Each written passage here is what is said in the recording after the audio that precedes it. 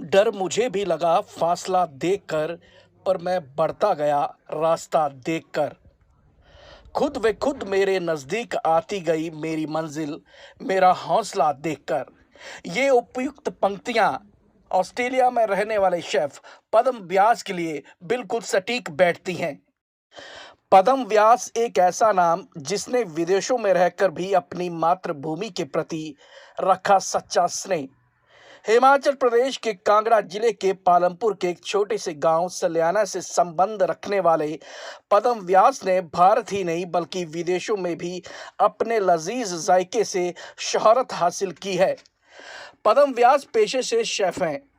भारत में विभिन्न उच्च संस्थानों के साथ साथ पदम व्यास काम कर चुके हैं। वर्तमान में पदम व्यास ऑस्ट्रेलिया के सिडनी शहर में एक बड़े संस्थान के साथ जुड़े हैं। पदम व्यास सामाजिक कार्यों में भी बढ़ चढ़कर हिस्सा लेते रहते हैं। मातृभूमि का प्रेम उनमें बढ़ चढ़कर बोलता है। इसका उदाहरण उनके द्वारा गांव में हो रहे कार्यों से पता चलता है। पदम व्यास जी के दादा का पैतृक घर, जो कि 1905 में कांगड़ा में आए विनाशकारी भूकंप में ढह गया था, उनको फिर से बनाकर पदम व्यास ने अपनी यादों में संजो कर रखा। पदम व्यास ने अपने गांव सल्याना में अपने स्वर्गीय पिता श्री श्रुति प्रकाश जी की यादगार में विशाल भंडारे का आयोजन किया,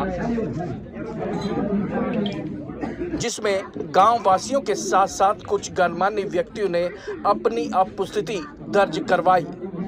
विदेश में रहकर भी पदम व्यास के दिल में उनका प्रदेश व उनका गांव बसता है। पदम व्यास जो यह सामाजिक कार्य करते रहते हैं, इसकी प्रेरणा उनको उनके स्वर्गीय पिता से मिली है। उनके पिता भी सामाजिक कार्यों में बढ़ चढ़कर हिस्सा लेते रहते थे। इसका उदाहरण माता आशापुरी में पहली मूर्ति स्थापना उनके पिताजी द्वारा की गई थी। पदम व्यास के चचेरे भाई और भाभी खुद पदम व्यास की तारीफ करते नहीं थकते।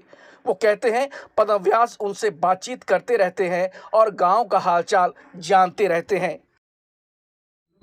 पदम व्यास जी के भाई जो हैं, चाचा जी के लड़के रंजीत व्यास जी और उनकी भाभी जी हमारे साथ हैं। आइए कुछ पदम व्यास जी के बारे में जानने की कोशिश करते। सर, पदम जी का जन्म यहाँ पे हुआ? नहीं, पदम जी का जन्म जो है यहीं पे हुआ, मगर ये ज़्यादा के दिल्ली में रहते थे।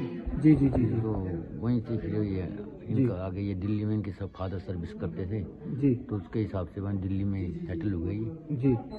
और सर, ये बचपन में कुछ यादगार पल आपके बचपन में, जैसे यहाँ आते हो, बचपन खूब बिताया है? हाँ और पदम व्यास जी भी अपने जो है कभी कभी जो है सोशल मीडिया के माध्यम से बताते हैं कि बहुत जुड़ाव रहा है उनका। हाँ।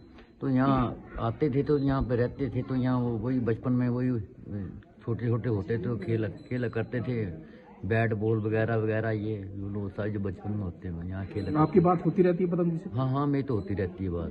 जी जी जी जी। इतनी दूर रहकर, विदेशों में रहकर, और इस तरीके का आयोजन इन्होंने अपने पिताजी की यादगार में करवाया, क्या कहना चाहते हैं? मैं तो कहना चाहता हूँ बहुत अच्छी बात है। कम से कम तो ऐसे तो करने वाले बहुत कुछ हैं, कुछ ही लोग होते हैं जो ऐसा करते हैं जी। मगर हमें तो यही कहते हैं बहुत अच्छी ये है। उनकी भाभी जी हमारे साथ हैं। जी, आप बताइए, आप कह रहे थे कि सुबह से हमारे आपके देवर जी ने बहुत फोन किए कि? हाँ जी, फोन कर रहे हैं देवव्रत की भाभी। मैं तो यहाँ बैठा, मैं जो भी कर रहा हूँ आप मेरे बड़े हैं, बाप का दर्जा देता हूँ, तो आप सब अपने आप से संभाल लो। तो मैं सुबह से आज आ रही हूँ, देख रही हूँ यहाँ सब कुछ, तो फिर चल रहा है, सब काम अच्छा चल रहा है।